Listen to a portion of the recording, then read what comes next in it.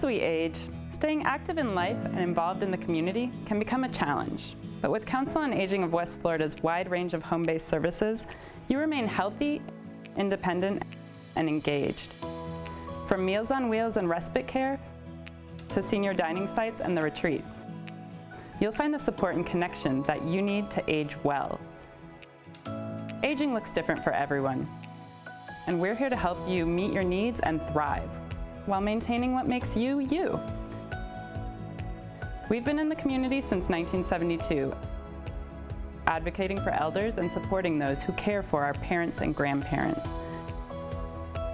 Now, join us as we discuss the age-related issues that matter to you. Coming of Age is coming up next. I'm your host, Emily Echeverria. Today we're presenting a special showing of a mini-documentary film titled Someone Waits for Me. This film was created with a grant from Sunday's Child and debuted publicly at the local 2021 Stamped Film Festival. Directed by Council on Aging President Josh Newby, the film shares the experiences and stories of several older members of the gay community who've navigated identity and relationships in the Florida Panhandle. As an agency dedicated to serving all older adults in need in our community, we believe that sharing and celebrating these stories is an important part of our advocacy work. We hope you enjoy the film.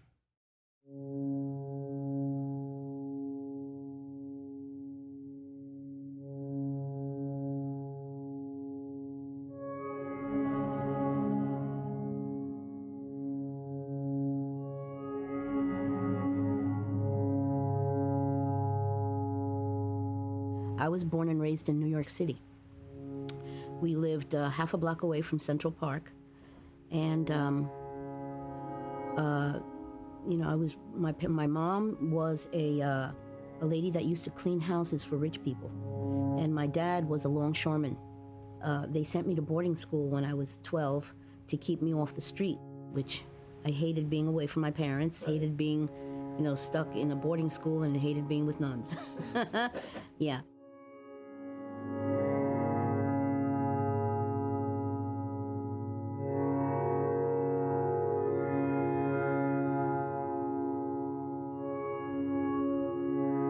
I went to a girls' boarding school, and I used to see the other girls, and I had crushes. That started all the way from when I was 12, and I didn't know about being gay, because in my Hispanic community, Dominican, we don't really talk about that.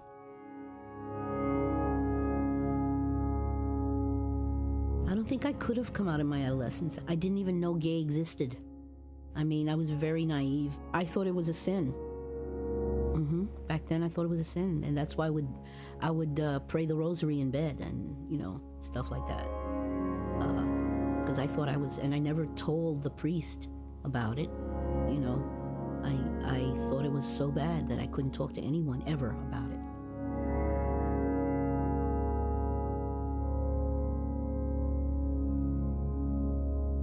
I was 27 when I got married.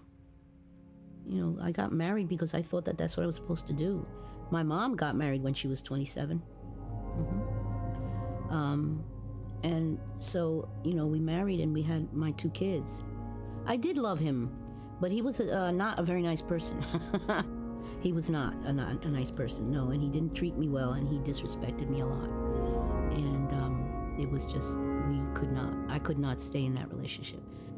So, I came out and I started to date, and I would hang out with my lesbian friends. I had a big car, and we used to call it the Lesmobile.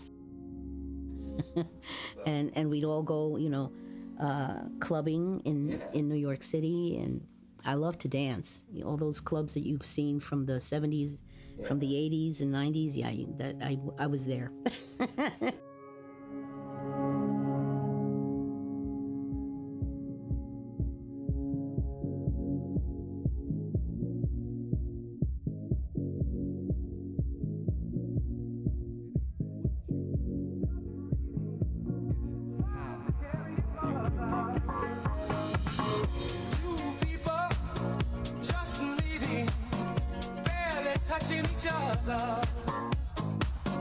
Two spirits just reading, trying to carry it further. Two people love. I think it was more like a relief because, you know, that the argumentation happened before I came out, before I accepted my sexuality. You know, I would argue with myself and I would pray to God and do the rosary and all this kind of stuff. And, you know, I still am who I am, you know, or was who I was. And it was just wrong, I think, for me to not accept it back then. And when I finally accepted it, I just went. I opened the doors and went all the way.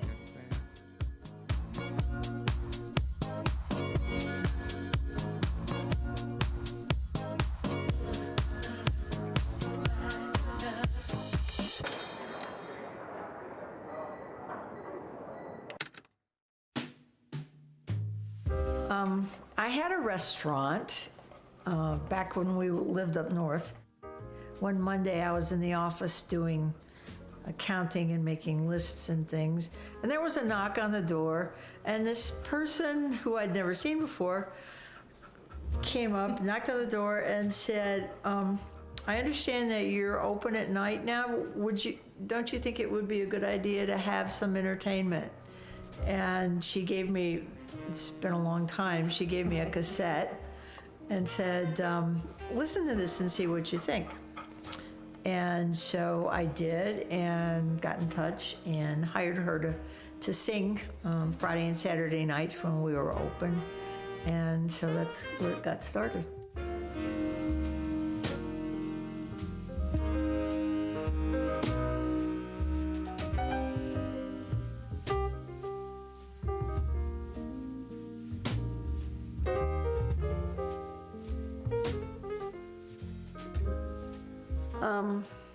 I am a very curious person. The thing that was most frustrating for me was when I kind of understood my own proclivities. I was very frustrated because there was nobody to talk to, and there was nobody who seemed to be like me. So my source of information was books, and it was almost impossible to find books that would allow me to find somebody else whose life was similar to mine. And so more than trying to fight it, it was trying to figure it out. I couldn't find examples, I couldn't find models, I couldn't find information and affirmation that, yeah, there really are other people like me. I mean, I hesitated actually letting myself go there. I knew there were some inclinations, I knew there were some tendencies, and there was a period of time when I said, no, no, no. When I was little, when I was young, my maternal grandmother was my support system. And she managed to convince me way before feminism got to be trendy that I could do anything I wanted to do. I just had to try. That has helped me throughout life. And in cases of acceptance, it has been be sure that I have good people who I can be honest with and I don't have to hide from. One time, Mom was visiting, and I decided not to de-gay my space.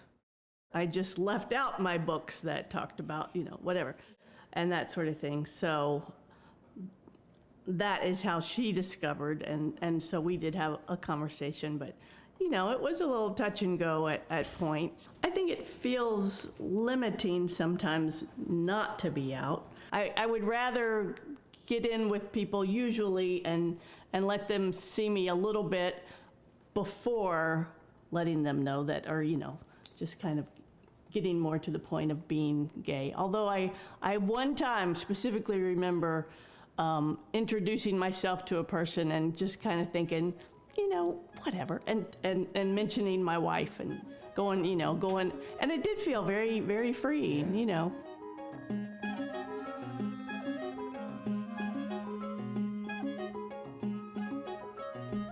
Under a velvet haze of cigarette smoke, roaring jukebox, and TV's blaring sports, sweethearts perched on knees, Territorial hands cement on hips, prowling for women, or food, or a fight. Oh, those dive bars of your youth, interloping on strange turf, before you knew places like this existed. Your feet melt into molten honey, the sweetest of homecomings. Under the red glow of lights, women steal back the spaces between their bodies. Studs, butches, femmes, baby dykes, queens serve vogue realness, dancing a revolution. Here, the whiskey on rocks tastes like holy water, an ambrosia inside this safe haven. Strangers become regulars, become community, become family. The faces may change, but this is your space, a refuge to come as you are and love who you love.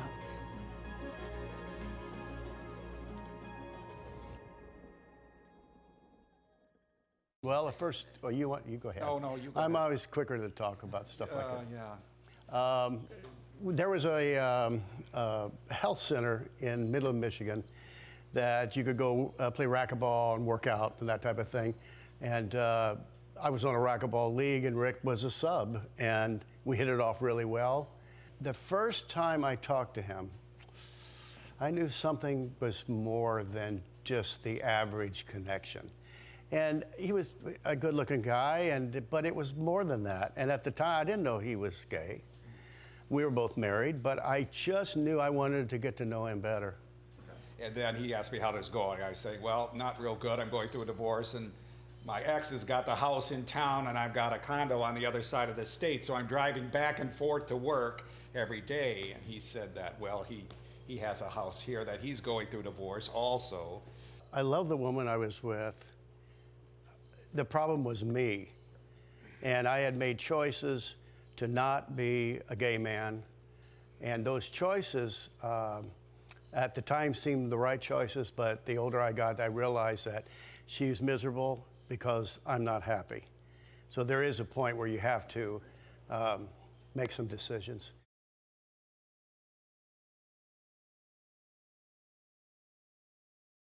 Every time someone gets to meet us, they might be prejudiced, but when they meet us, usually that can change some things about how gay men can live, how successful they can be in different careers.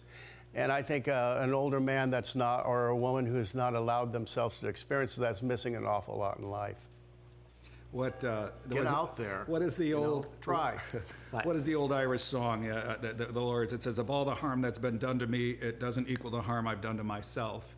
And by those people holding themselves back, by not wanting to, I said to Bill, I am not doing this to be looking at the ceiling at the end of my life and thinking I had one life to live and I screwed it up. Yeah. All right, I said, let's die in our tracks. Let's go. I don't care. I don't know what the road is in front of us, but I'm going. You're coming with me? He goes, yeah, let's go.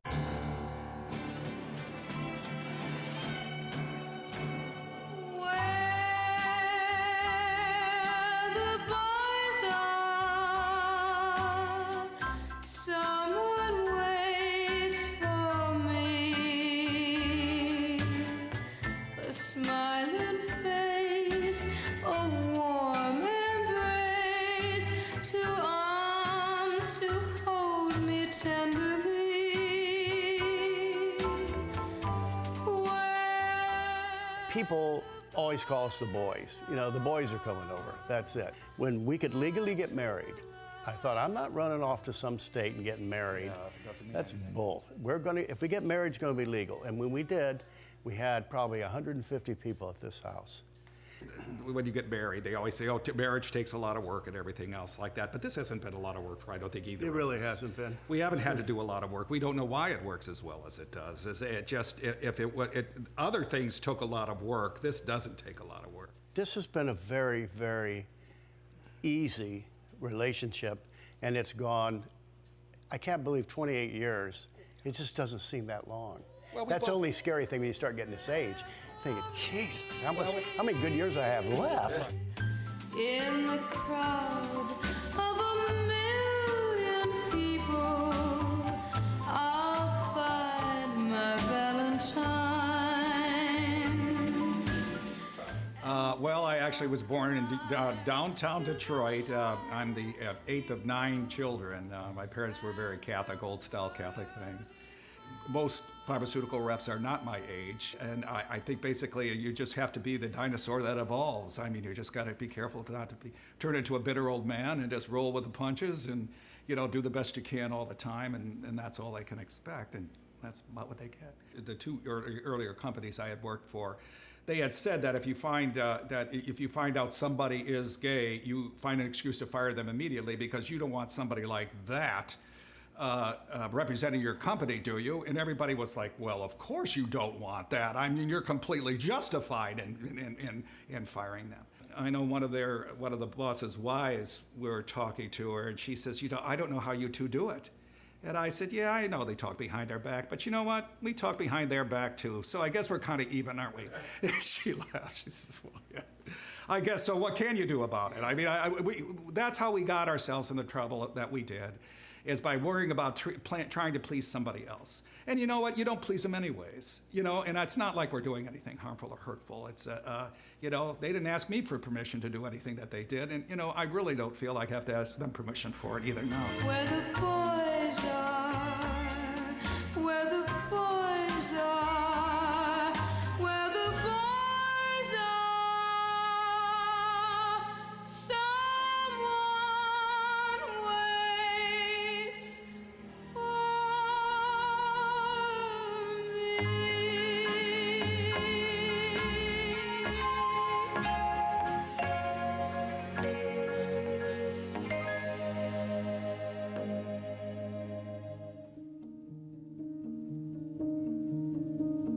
What do you say to other elders who are gay or lesbian, but they're still in the closet, right? They're not open for whatever reason. Well, at this point in their life,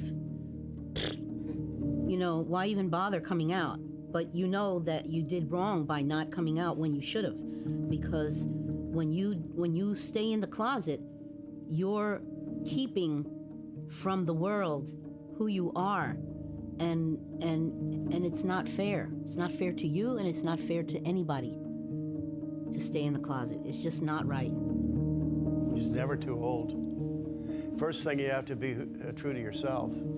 If you're not out, then how are you really a gay person? What price you put on personal integrity? You're going to live a lie your whole life? And we were created the way we're supposed to be. We chose to go a different route, which caused a lot of problems in our life. When we accepted who we are and accepted that, how we were born, everything for us went smoothly. It really did. There's, being gay or lesbian and walking into a room and announcing to everybody who you are, which is being kind of blatantly out. But there's also having the freedom to talk about who you are to the extent that your straight colleagues do. Where you go, what you do, who you do it with, what you share with others. And so to the extent of sharing who I am, I think I've been out for a long time. I don't think hiding who we are does justice to people understanding anything at all about the gay community. Here I live in this conservative community, and people don't understand why I'm out. Well, if I don't come out, if a person like me, who's a good person and is honest and caring and hardworking and sensitive to people, doesn't come out, what are you thinking about gay people? What's in your mind about gay people? You need to see who we are, so you stop thinking those terrible things. You think terrible things. That's what they do. And if we hide in the closet and we don't show who we are, that we are good people, that we are honest, that we are hardworking, that we are good Americans, that we're deserving, they will continue to think negative things about this, about us, about our community, the gay community. And this is my contribution to our fight to equality.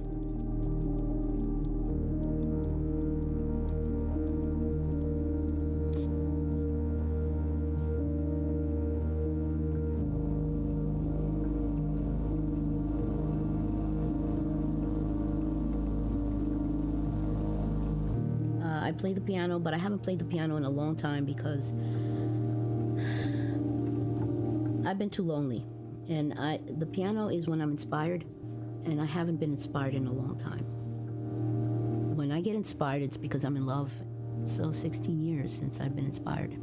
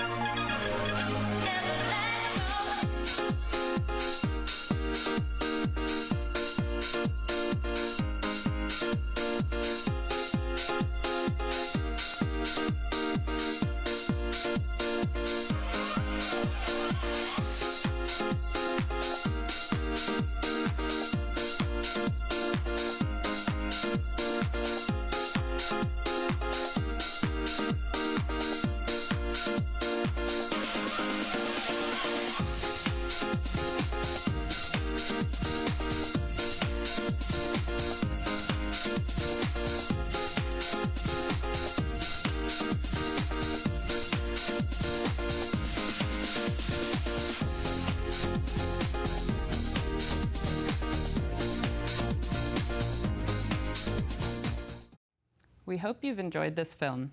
Thank you for watching. Until next time, enjoy life. You've earned it.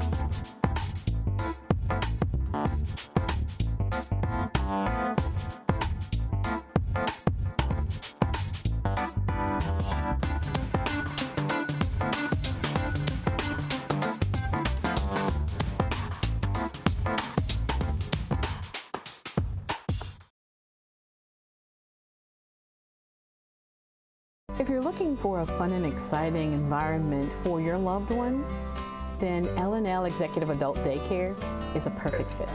We offer social gatherings, physical activities, games, outings, and daily luncheons from Karen's Catering. We take a holistic approach to social stimulation and aim to enrich the lives of our guests. Let us help restore your loved one's mind, body, and soul. We'd love to speak to you. L&L Executive Adult Daycare. Big business love with small town feel. The Reesburg Institute, Pensacola's Ear, Nose, Throat, and Voice Center. We welcome you to visit us at our convenient Davis Highway location in Pensacola.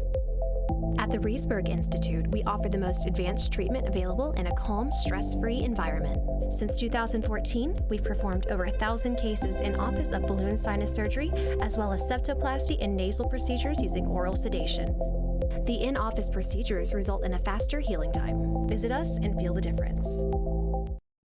The Beacon at Gulf Breeze offers the finest senior living community in the area.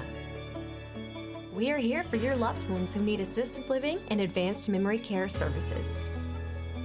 Seniors will feel right at home with studio, one-bedroom apartments, a large dining area, a beautiful landscape courtyard, and even a salon. With professional staff and one-on-one care, your loved ones are our top priority.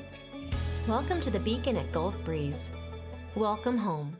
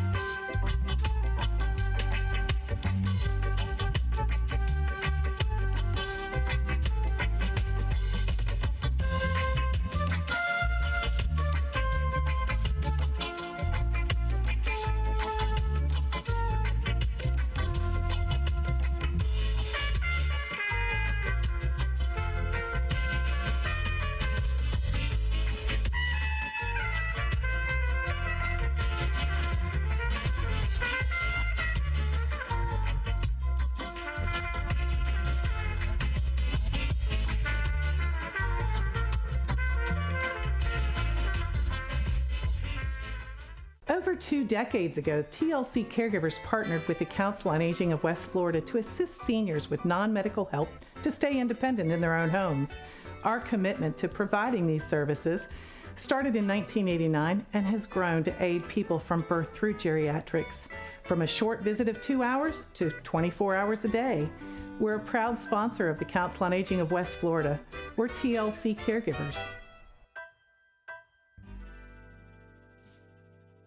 When cancer tries to take you away from the things that matter most, Baptist Cancer Institute offers caring physicians and the most innovative treatment options. With convenient locations and a wide array of support programs and services, we're here to help you during the most difficult of times. As a member of the Mayo Clinic Care Network, we're bringing even more innovative cancer care to our community right here at home. When you need cancer care, we'll be there.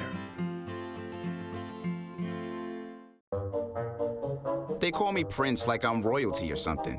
But the places I've lived ain't no palaces. So I don't need grilled salmon or a new scratching post. Just give me a cardboard box and a can of tuna and we're good. You can even change my name. I'm cool being the kitty formerly known as Prince.